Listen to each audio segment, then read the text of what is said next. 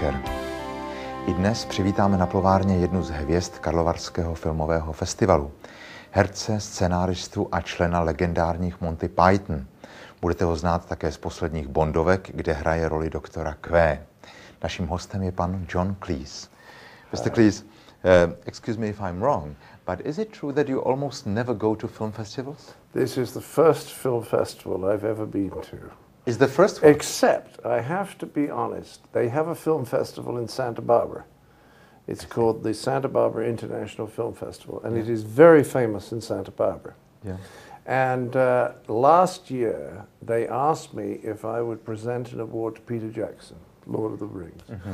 So I drove into town, which takes about 7 minutes, and presented the award and left. So I don't know if that counts as visiting a film festival.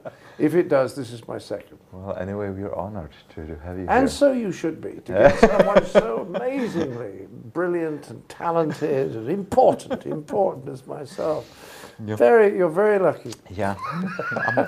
I hope you will make it up to me financially.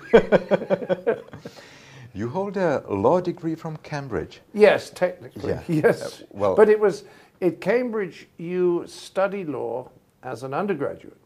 And at the end, they give you a law degree, but you cannot practice for another 2 or 3 years. You then have to do the professional qualifications. Yeah. But anyway, it would be a great start to a law career, to be a lawyer or attorney or whatever. And you have chosen theater, what is a risky and miserable paid job.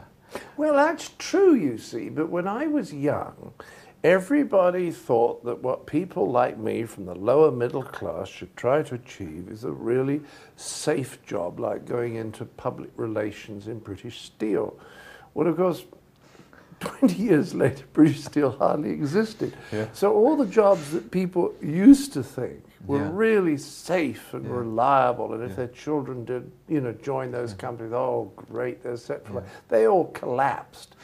And all these strange jobs like footballer and actor actually became very good things to be doing. Yeah, that's true. When I was reading your biography, I was sometimes never sure if it's serious or if it's just a mystification. For instance, is it right that your grandfather changed his name? My father. Your father? My father. My father was born in 1893, quite a long time ago. Yeah. And when he went to fight in the First World War, he changed his name, which was Reginald Cheese, to Reginald Clees, changed the H to an L. And then when he came out afterwards, there's some legal thing that you can do to make it kind of official. And he did that. And he then met my mother, married her, so she was Mrs. Clees. But I don't think there's any other Cleeses, because when I was a kid, about 10 years of age, I went into the local post office and I looked at all the telephone directories for the whole of Great Britain. Manchester and London and Glasgow. There wasn't a single Clees there because it's not a proper name. It was changed. Do you think he did it because it sounded funny? No, well, yes, he was teased. He was teased. But it was no good changing Cheese to Clees because it's not sufficient of a change. If you changed it to Robinson, there wouldn't have been a problem. But at school, I was always called Old Cheese, Cheesy, Cheese. That was my nickname. Yeah. So nothing was accomplished except that the name didn't sound like anything. Yeah. So until I became famous, if I said Clees, people said Crees or Cleves, or they could never quite make out what I'd said. Yeah. So it would have been much better, because John Cheese is a great name for an actor. Nobody's going to forget that, That's true. Yeah. Your mother died on her 101st birthday? The day after, yes. She was in a coma for 2 weeks, but she was a crafty old witch. And I think she made absolutely sure that she got to 101 before she decided to die. Yeah. Did she like your humor? She has a similar sense of humor to me in some ways. I mean, she never got Monty Python at all. No. It just meant nothing. I mean, she just, like a lot of people of her generation, she just thought it was ridiculous. Because if you think about Monty Python, A lot of it is very silly and very wild, but there's always an idea underneath it, an abstract idea.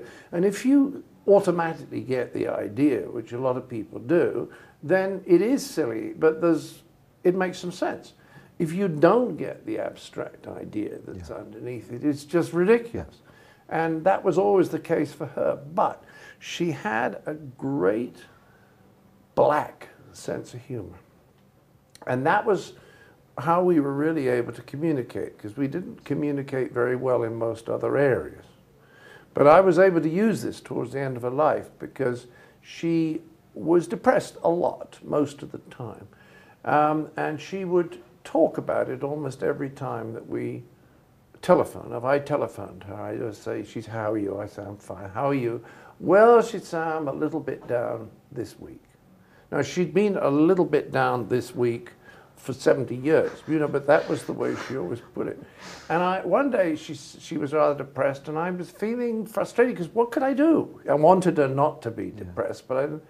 And she was more depressed that week, and I said to her, well, you know, I have an idea. Oh, she said, what's that? And I said, I think if you get any more depressed, there's a little man who lives in Fulham, and I know him quite well, and I'll send him down to Weston-super-Mare, where she lived, and he'll kill you. And then you won't need to be depressed anymore. This is silence. She started howling with laughter, you see. So whenever she said after that, I'm feeling a little bit depressed, I would say, shall I telephone the little man in Fulham? And then she'd say things like, well, no, because there's a tea party this weekend. So it became a joke between us, and I was able to communicate with her in this very black way. Yeah. How did she raise you? You see, I'm trying to get to the well, she kind of put her hands under my arms and sort of like that, I suppose. You're killing me. I don't know. Many ways, my father was more my mother than my mother was. Yes, he spent an enormous amount of time raising me and spent a lot of time with me. And I don't have very many close memories of my mother. We were not very close, whereas I was very close with my father. What did he do for a profession? He sold insurance all his life. I see. Yeah. He had an interesting life at one stage because he was sold insurance as a young man. Then, as we were talking about, he went into the First World War.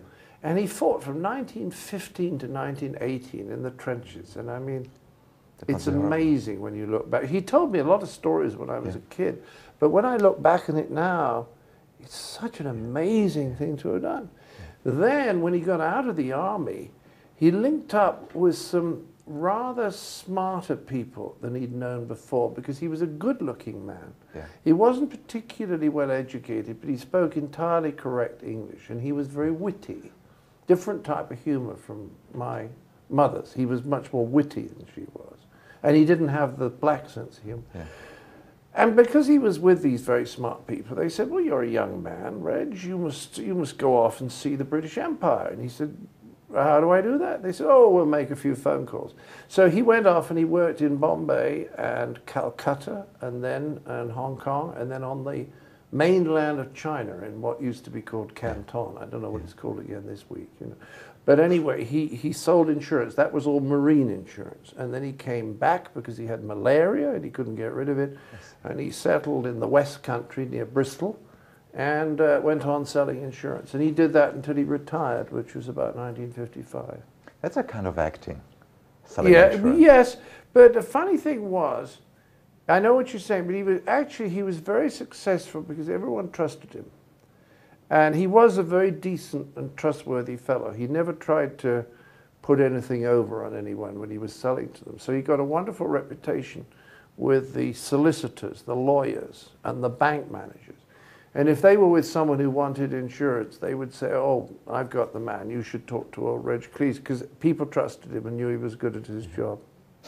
I'm sure most people think Monty Python must have been fun from the beginning to the end. But making a comedy, it's quite a serious job, isn't it? Well, the most embarrassing thing in the world, really. You know what it's like when you tell a joke to friends and they don't laugh. You just feel, oh. So Did you there's experience always, that? Oh yes, and there's always the fear that you're not going to be funny, that it's going to be humiliating. Yeah. So that's all always around. On the other hand, the great thing about working in a group is if you say something and 3 of the group laugh a lot, you think, well, 3 of them laughed, probably quite a lot of the audience are going to laugh. So it's a kind of guarantee that what you're doing is going to be funny. And I happened to work with a fellow called Graham Chapman, who was an extraordinary sounding board. If Graham laughed, the audience was going to laugh. And it was extraordinary to have that confidence in someone else's judgment. You are a co-author of 2 psychological books.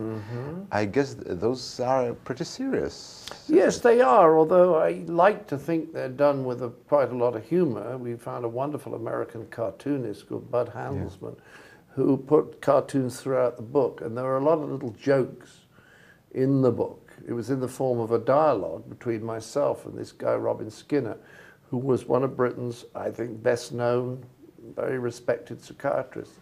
And I had been treated by him